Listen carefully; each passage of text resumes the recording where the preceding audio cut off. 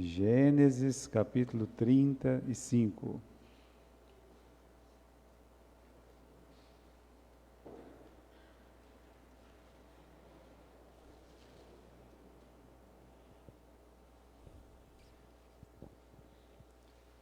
O capítulo 35 mostra que Jacó, ele finalmente volta para casa. Ele saiu lá no capítulo 31, 32, da casa do seu tio, se encontrou com Deus no vale do Jaboque, lutou com o anjo, teve o nome mudado de Jacó para Israel, se encontrou com o irmão, abraçou, chorou, beijou o irmão, abençoou o irmão. Aí chegou em Siquém, comprou uma terra, e aí ele foi infeliz. A gente viu isso a semana passada, né? Que ele foi infeliz e tivemos algumas tragédias familiares acontecendo. Mas vamos ler o capítulo 35, vamos ler um pouco, vamos ler até o versículo 7. Depois disse Deus a Jacó: levanta-te e sobe a Betel e habita ali. Faze ali um altar ao Deus que te apareceu quando fugiste diante da face de Esaú, o teu irmão. Então disse Jacó à sua família e a todos os que com ele estavam: tirai os deuses estranhos que há no meio de vós e purificai-vos, mudai as vossas vestes e vamos nos levantar.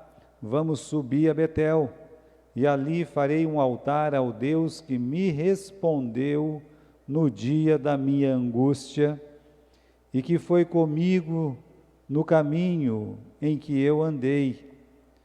Então deram a Jacó todos os deuses estranhos que tinham em suas mãos, e as arrecadas que estavam em suas orelhas. E Jacó os escondeu debaixo do carvalho que está junto a Siquém. E partiram, e o terror de Deus foi sobre as cidades que estavam ao redor deles, e não seguiram após os filhos de Jacó.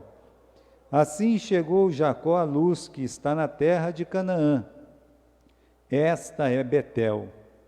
Ele e todo o seu povo que com ele havia, e edificou ali um altar, e chamou aquele lugar de El-Betel, que significa Deus de Betel, porque Deus ali se lhe tinha manifestado quando fugia da face de seu irmão.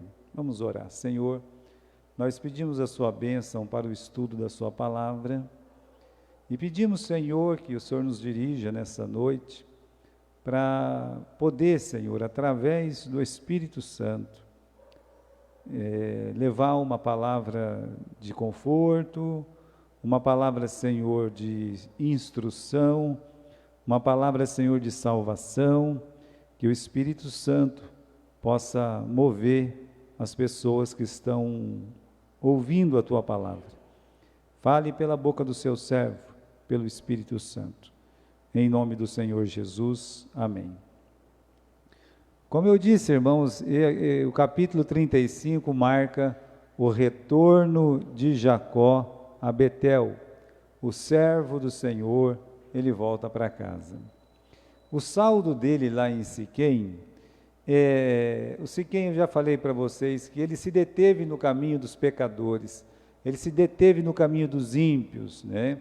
E aí, meus irmãos, fazendo isso, a pessoa, ela corre risco e quase sempre ela colhe os frutos amargos. Foi o que aconteceu com Jacó. Ele mesmo fala, né, o resumo da sua situação antes de sair de Siquém. Ele diz o seguinte, esse texto, meus irmãos, está no capítulo 34, versículo 30.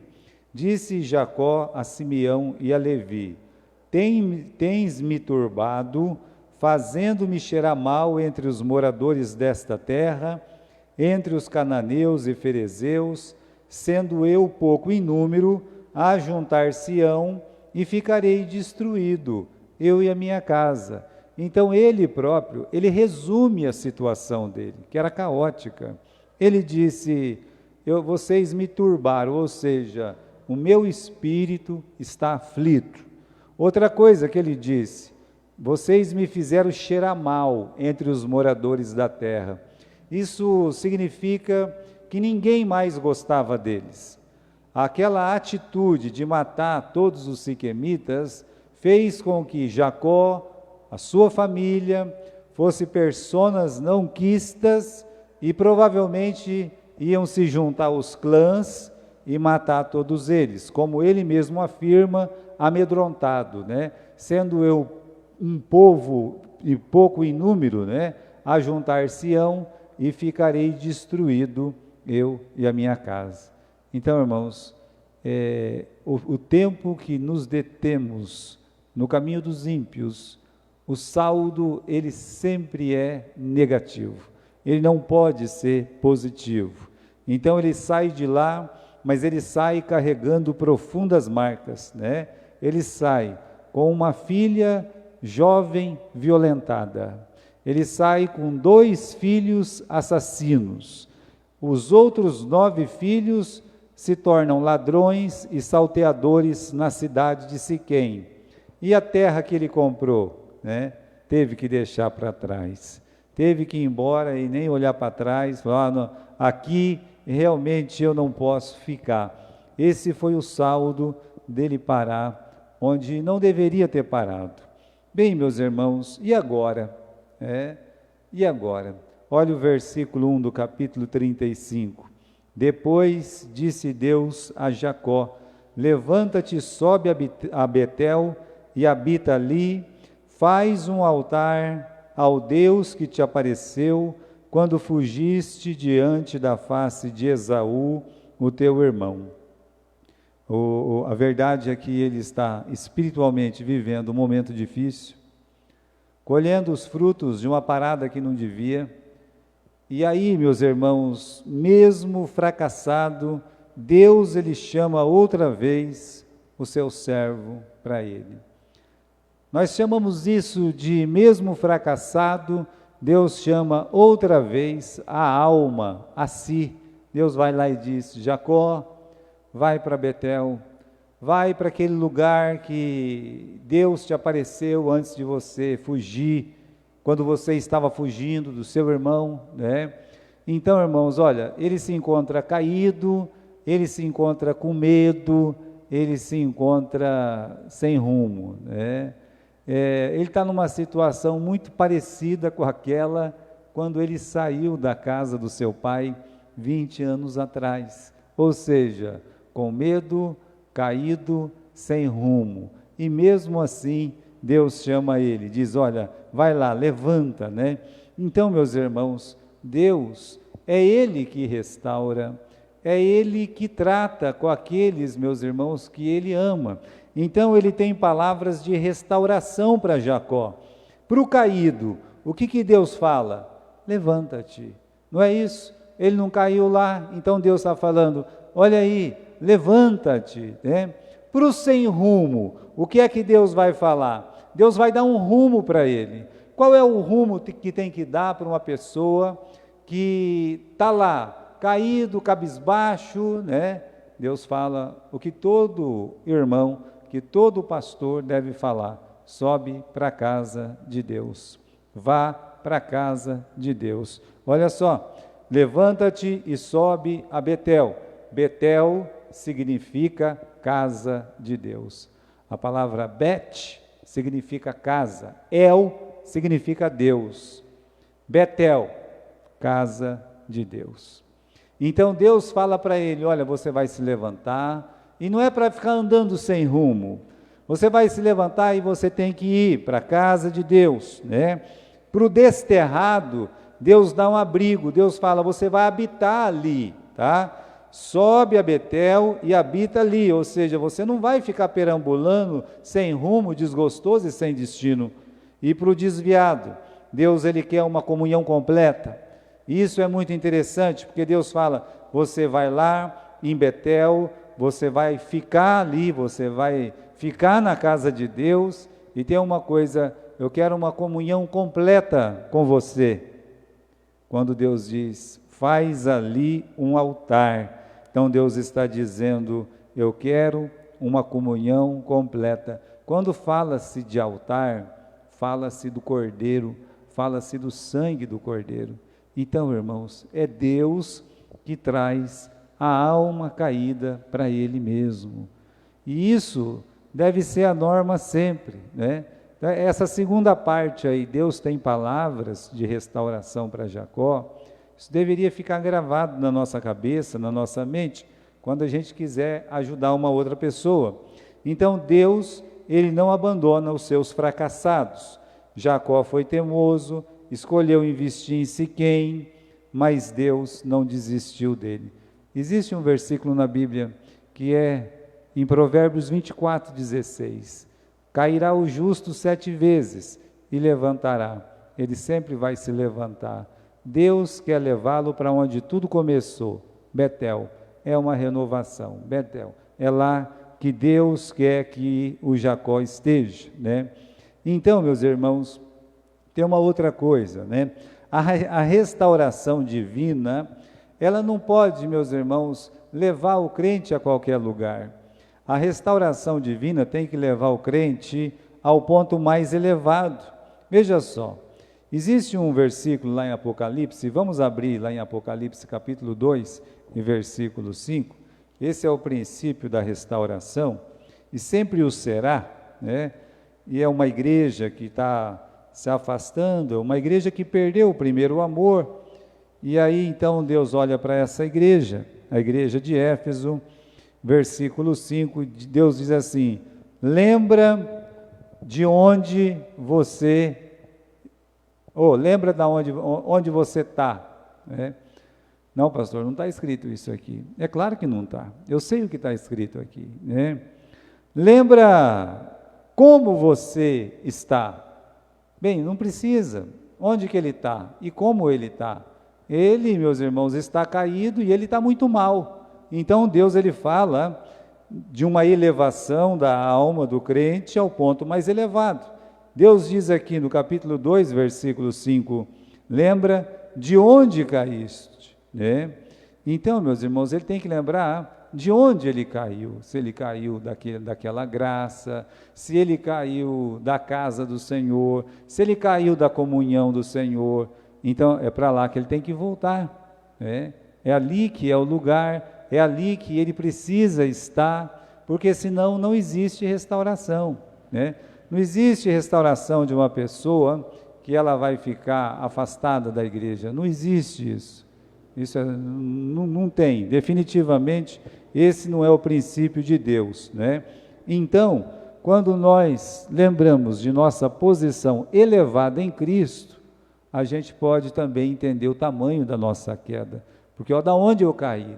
Das alturas, né? Dos braços do Senhor.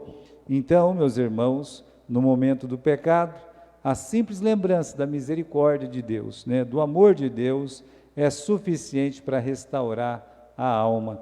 Por isso Deus diz lá, lembra de onde caíste, capítulo 2, versículo 5, saiu do lugar aqui, né? E arrepende-te e pratica as primeiras obras. Esse é o princípio da restauração. Olhar da onde caiu, arrepender-se e praticar as primeiras obras. Mas isso não pode ser feito fora da igreja, né? Jamais. Então, meus irmãos, continuando, né? Jacó, ele é despertado por esse convite de Deus. Vamos voltar para o capítulo 33, né?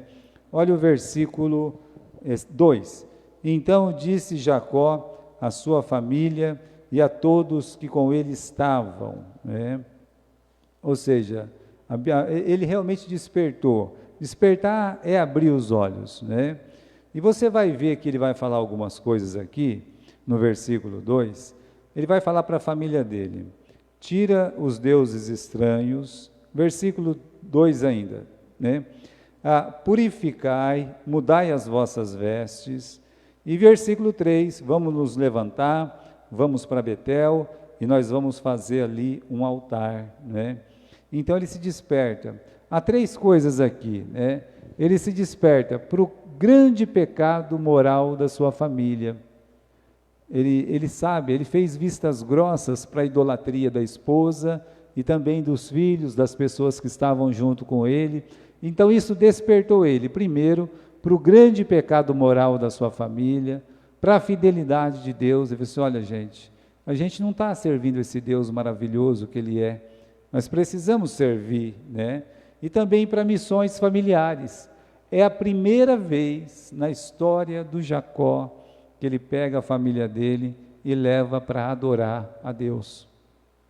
É como se nós, pela primeira vez na vida, mandasse todo mundo, olha, gente, hoje nós vamos se arrumar, tem culto ali na igreja, nós vamos colocar a nossa melhor roupa, nós vamos ir lá e nós vamos adorar o Senhor.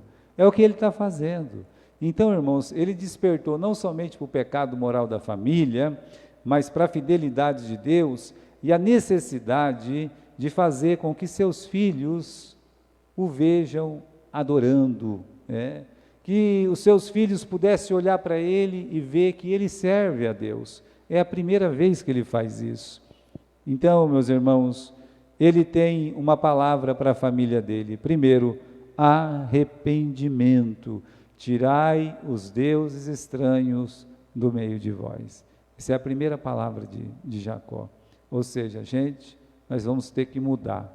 Vamos mudar. Arrependimento. Segundo, é a mudança de atitude. Quando ele fala no final do versículo 2, purificai e mudai as vossas vestes, ele está aí dizendo, meus irmãos, olha, não adianta a gente falar que se arrependeu, nossas atitudes têm que ser diferentes.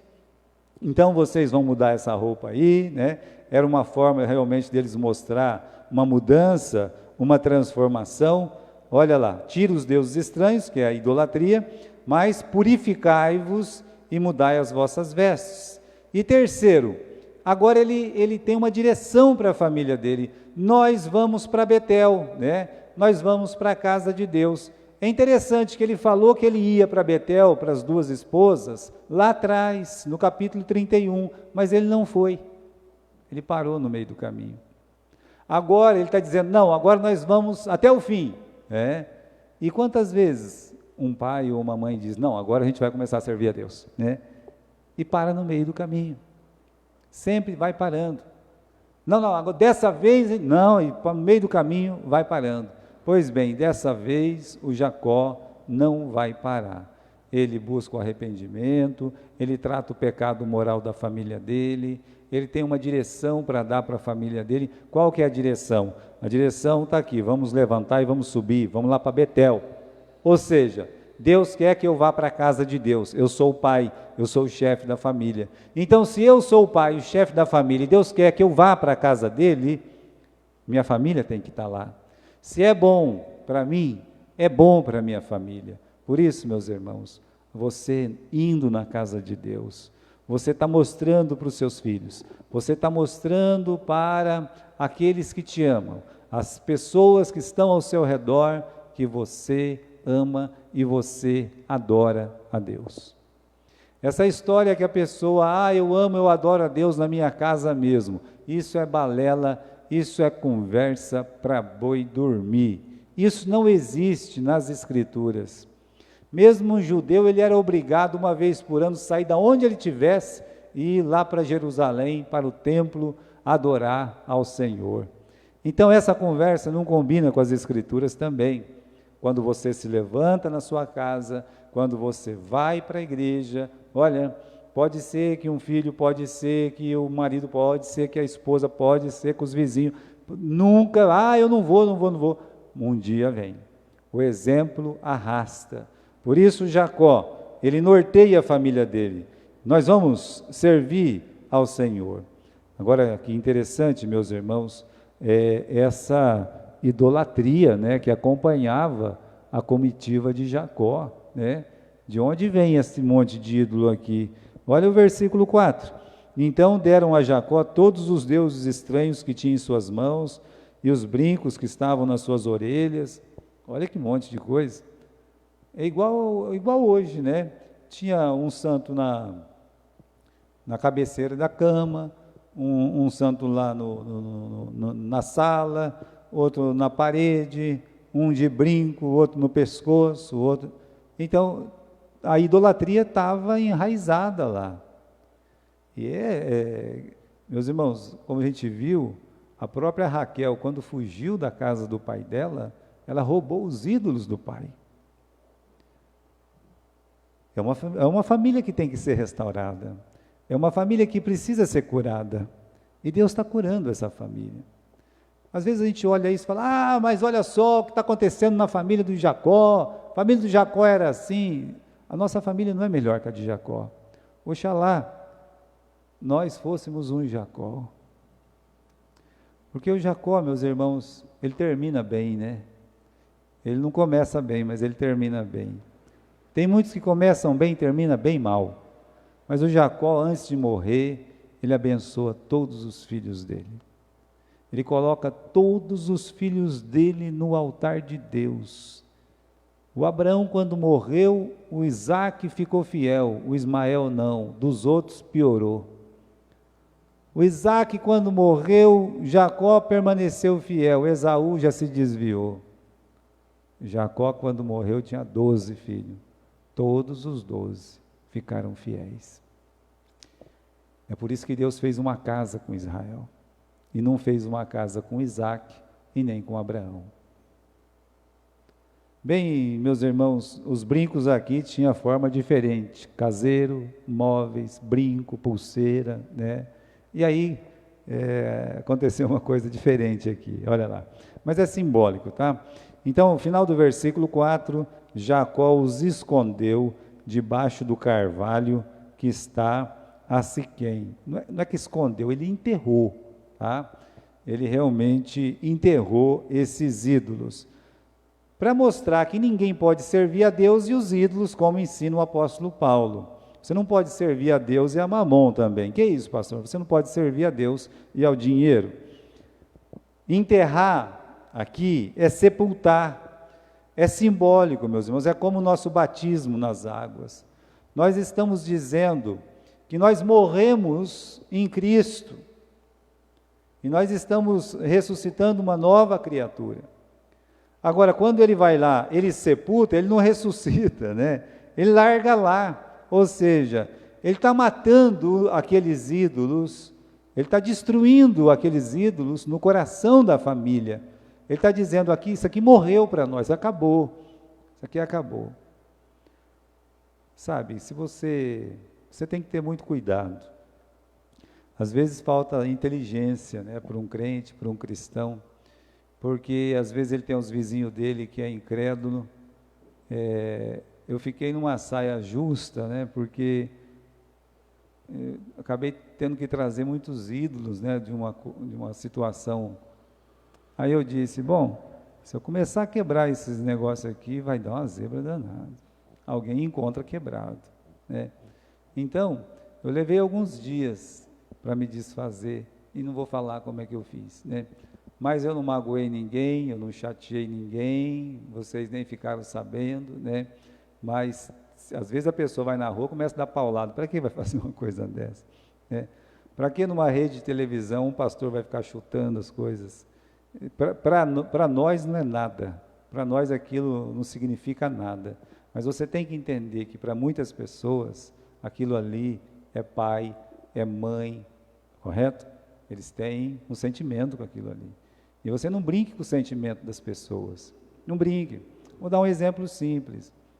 Tem pessoa que vai lá, pega uma bandeira, né? Vai lá, pega a bandeira do Corinthians e taca fogo, né? Pode ser do São Paulo, do Palmeiras, qualquer um. Do Santos também, para não ficar sem o Santos. Mas quem torce para aquele time fica chateado, fala assim, por que está fazendo isso aí? Por quê? Né? Vai marcar você. Você não precisa ficar marcado. O Jacó, ele sepultou, ele matou. Acabou, não tem mais. É assim. Uma pessoa sair da idolatria é uma boa coisa para você fazer com essa pessoa. E agora o que eu faço com os meus ídolos? Você pode dizer para ela, faça como Jacó, sepulte fisicamente e sepulte espiritualmente. Enterra isso e no seu coração você tira essas imagens da sua vista e mata eles dentro do seu coração. Uma outra coisa que aconteceu, irmãos, está descrito no versículo 5.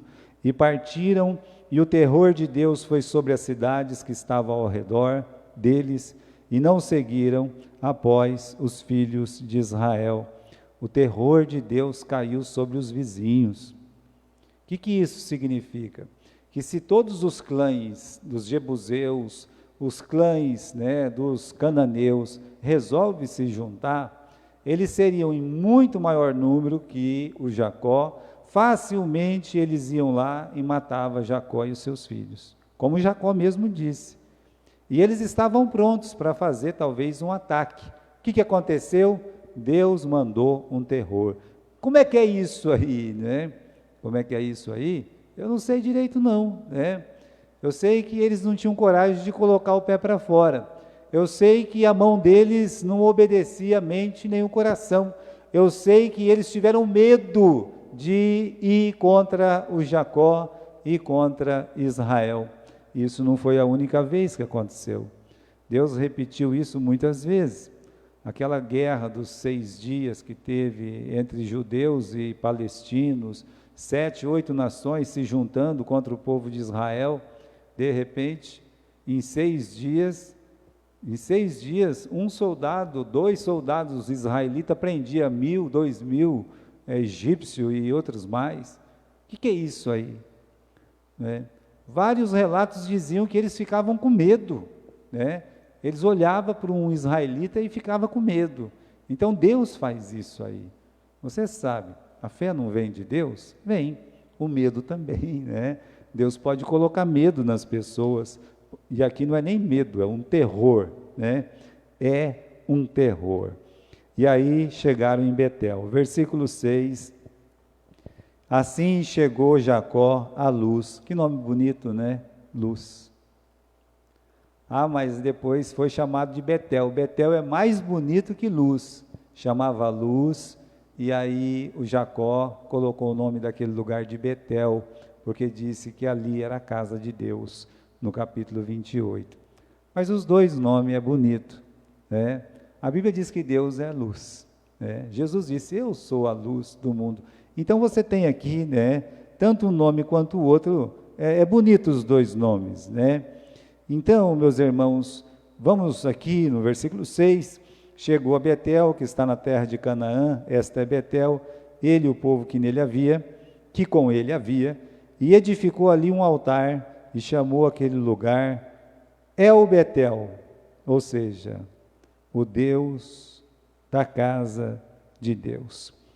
Porque Deus ali se lhe tinha manifestado, quando fugia diante da face do seu irmão. Ele mudou um pouco. Aqui no versículo 7, o altar que ele constrói, ele chama de El Betel. O primeiro que ele construiu lá em Siquém, dá uma olhada no capítulo 33 e versículo 20. Levantou ali um altar e chamou-lhe El Israel. O Deus de Israel. Era verdade. Era verdade. Deus é o Deus de Israel. Agora, meus irmãos, o Deus de Betel, ele é o Deus de Israel, mas ele é o Deus de todos. Ele não é só Deus de Israel. É o Deus que tem a sua própria casa. Então, a gente tem que lembrar que antes de Deus ser Deus de Israel, ele é Deus. Ele é o Elohim, ele é o Jeová. Então, é maravilhoso saber que Deus é Deus de Israel. Mas Israel nasceu muito depois de Deus criar o mundo. E ele vai continuar a amar Israel até o fim. Deus ama Israel. Não adianta a pessoa ir contra Israel. há um amor profundo de Deus por Israel.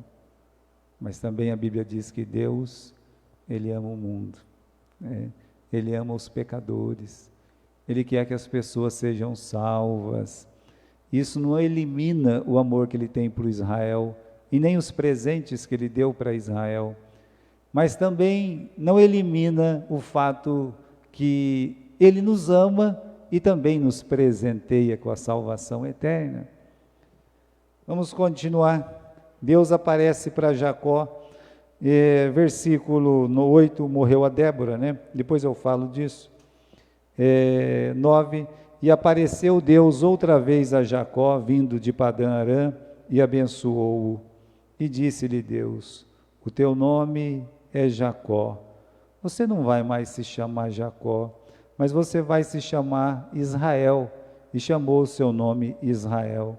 E disse mais Deus, eu sou Deus Todo-Poderoso, frutifica, multiplica-te, uma nação e multidão de nações sairão de ti, reis procederão de ti, e te darei a ti a terra que te tenho dado a Abraão, a Isaque, a sua descendência, depois de ti, darei a sua terra. E Deus subiu dele do lugar onde falara com ele. Então, irmãos, aconteceu algumas coisas nesse novo encontro de Deus com Jacó em Betel. Primeiro, ele confirmou a comunhão. Deus lembrou Jacó quem ele era.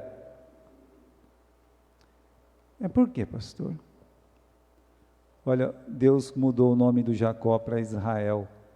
E ele está tão fiel, né? No sentido que ele diz assim, olha, eu tive um encontro com Deus, a minha alma foi salva. Aí no outro dia, ele já está com medo do irmão dele. Mas depois, ele resolve aquilo. Aí depois, ele compra aquela terra lá em Siquém, acontece aquelas coisas terríveis todas, está bravo, chateado, né? Então, irmãos, é muito desgosto que ele teve depois que ele se encontrou com Deus. E a nossa vida, depois que a gente é salvo, depois que nós cremos em Cristo como Salvador, por muitas vezes nós ficamos tristes, nós caímos, nós pecamos, nós falhamos e nós nos esquecemos quem nós somos. As frustrações nos faz esquecer quem nós somos. Como aconteceu com Pedro, que ele ficou tão triste e frustrado por ter negado o Senhor, que ele se esqueceu quem ele era. Quem ele era? Ele era um pescador de homens. E ele voltou a pescar peixes. Aí Jesus olha para ele e diz, você me ama, eu te amo, Senhor. Então faça o quê? Vá ser pescador de homens, meu filho. Então o Pedro já tinha se esquecido de quem ele era. Tanta tristeza às vezes um crente passa na vida, que ele se esquece que ele é um filho de Deus, que Deus ama ele. Olha aqui, no capítulo 34, Deus olha para ele aqui no versículo 10 e diz assim, Jacó, você não chama Jacó mais, você se chama Israel, você é o meu Israel, você é o quê? Um príncipe de Deus. Mas que príncipe mais mequetrefe, né? Que príncipe mais... Não, Deus olhava para o Jacó e via ele não como Jacó via. Repare bem, como é que os cananeus viam Jacó? Com ódio, com tristeza. Como é que o Jacó via o Jacó fracassado, triste? Como é que Deus via o Jacó, o príncipe? É coisa de Deus. Então Deus, meus irmãos, olha para ele e lembra quem ele era, e lembra Jacó quem Deus era, e fala assim, Jacó, tem outra coisa, você é meu príncipe, tá? Versículo 11, eu sou Deus Todo-Poderoso, você vai frutificar, você vai habitar aqui, a sua família vai habitar aqui, os seus descendentes vão habitar aqui, eu dei essa terra para Abraão, teu avô, para Isaque teu pai, estou dando para você, e estou dando para a sua semente, depois de ti. Deus está reafirmando todas as suas promessas, renovando a sua aliança. E agora, qual é a atitude de Jacó? Né? Versículo 14, Jacó pôs uma coluna no lugar onde falara com ele, uma coluna de pedra, derramou sobre ela uma libação e deitou azeite, e chamou Jacó o nome daquele lugar onde Deus falara com ele, de Betel. De novo, a aliança está renovada. Ou seja, Jacó, ele tem uma pura confiança e uma verdadeira adoração. É diferente daquela de 20 anos atrás, que fez aquele monte de votos. Se Deus for comigo, e está certo, né? Agora ele sabe que Deus não abandona ele. Ele já aprendeu por experiência. Então, ele não fala mais o que vai fazer. Ele confia no que Deus vai fazer na vida dele. Isso é uma outra coisa boa que nós aprendemos com Jacó. Não é o que ele faz por si, mas é o que Deus faz por meio do Jacó. E assim, meus irmãos, vamos caminhando aqui, né? E temos a morte de Raquel. Vamos lá, versículo 16. Partiram de Betel, e faltava um pequeno espaço de terra para chegar a Efrata. Teve um filho, Raquel, e o parto se complicou. Aconteceu que, tendo ela trabalho no seu parto, lhe disse a parteira: não temas, porque também esse filho terás. E aconteceu que, saindo-lhe a alma, porque ela morreu, chamou o seu nome Benoni, mas o seu pai chamou ele de Benjamim. E assim morreu Raquel e foi sepultada no caminho de Efrata. Esta é Belém. Meus irmãos, você não esperava que isso ia acontecer na história do Jacó. A mulher que ele amava, a mulher que ele trabalhou por ela por 14 anos, a mulher que ele nunca esqueceu. Ele fala dos filhos da minha amada esposa Raquel. Antes de morrer, ele ainda fala na bendita da Raquel. Ele amava muito a Raquel. Ele nunca deixou de amar a Raquel. Mas ele fez um voto infeliz quando o pai da Raquel disse: vocês roubaram, você roubou o meu ídolo. E o Jacó disse: não, de jeito nenhum. Se você encontrar o ídolo, que o ladrão morra, vai morrer. E você tem que entender que o Jacó era profeta. Ele é um profeta. E a palavra dele ia se cumprir. A Raquel deveria se manifestar e dizer: pai, eu roubei, eu quero confessar que eu roubei. Ela não fez isso. O pai dela foi até ela, e ela inventou uma mentira, e então, meus irmãos, ela pagou o preço. Aconteceu exatamente o que o Jacó disse que aconteceria no capítulo 31 e versículo 32. Ela era fraca espiritualmente, pobre Raquel, né? E a vida dela é assim, meus irmãos. Já eu falo sobre isso, né? Mas até na hora de morrer, ela fala uma bobagem. Quando ela estava morrendo, o menino estava nascendo, ela olhou para o menino e disse: coloca o nome dele de Benoni. Benoni, que significa filho da minha aflição. Resumindo, o filho que me matou. E esse menino ia crescer com esse nome. Como é que você chama? Matei minha mãe. Como? É isso mesmo. Matei minha mãe. É que nem Josué, o Senhor salva. Como é que você chama? O Senhor salva. Meus irmãos, é pior do que os nomes do filho de Elimeleque. Fracassado e muito fracassado, ou quebrado e muito quebrado. Arroz de segunda e de terceira. Mas aqui o Benoni ia levar esse nome o resto da vida. O matei minha mãe. E aí, meus irmãos, o Jacó, ele tem aquele lapso de espiritualidade. foram levar o menino para ele. Olha, a mãe dele falou que aí ele vai se chamar Benoni. Vai sim, né? Ele olhou e disse: vai se chamar Benjamim, o filho da minha destra. Quando as 12 tribos se dividiram, só teve uma tribo que ficou do lado de Judá. Qual foi? Benjamim. Foi a destra de Judá. Então, meus irmãos, nada acontece por um acaso dentro da palavra de Deus, que é perfeita.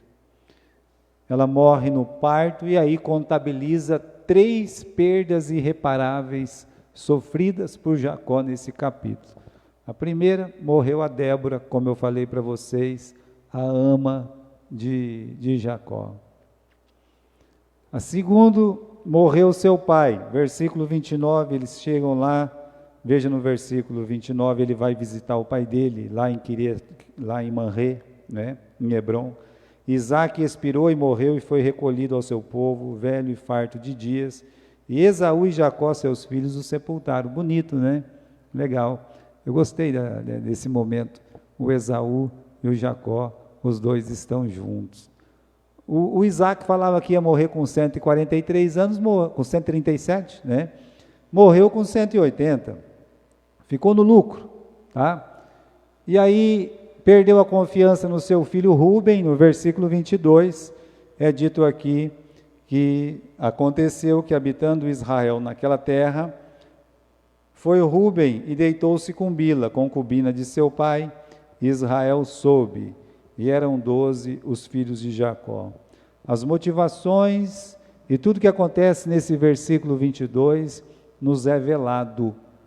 Jacó não esqueceu, e quando ele quer ajudar o José, ou quer ajudar o Benjamim, o pai já não confia mais nele, né? Não consegue. Então o Rúben, meus irmãos, ele vai ser preterido pelo Judá. Bom, acabou? Bom, quase acabou, né? Só queria terminar com uma palavrinha sobre Raquel. É a figura de quem tem tudo, mas não é feliz. A vida dela, meus irmãos, é só sofrimento e frustração. Sempre que estava perto de realizar um sonho, o sonho era tirado. Chegou no dia do casamento, o pai tirou ela, colocou a outra.